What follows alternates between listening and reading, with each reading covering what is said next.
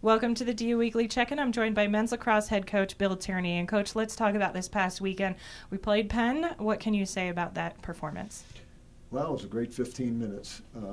Guys came out all fired up. We had a good weekend last weekend with 2 wins and try to continue that. And I thought we couldn't have been much better in that first quarter. Offense was clicking, defense was playing well. Ryan was making saves. We were winning face-offs.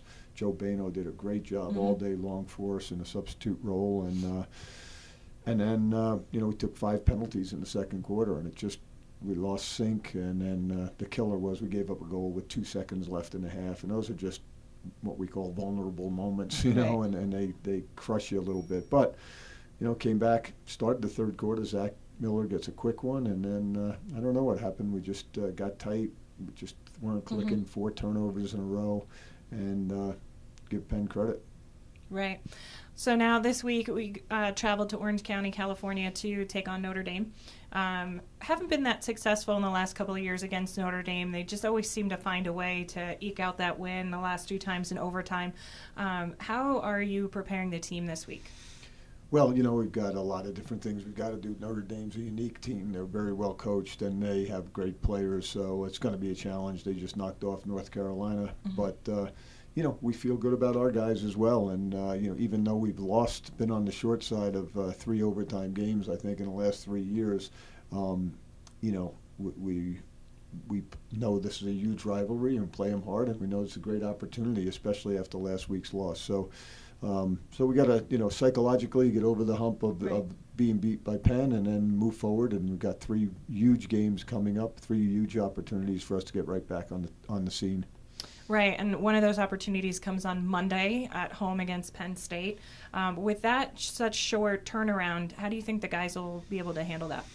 Well, we'll see. That's the scheduling just worked out that way with the league changes. We had to find a unique way to get both those games in, and Penn State owed us a home game, so it's going to be Monday night.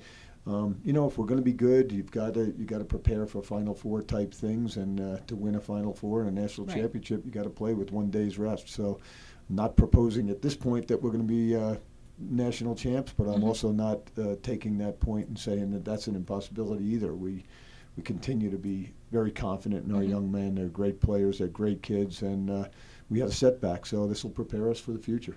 Right. So last question. We had 2 guys named to the Tewaaraton watch list, and that would be Jeremy Noble and Wesley Berg. What can you tell us about their performances so far? Well, let's just say they've been marked men, so to speak.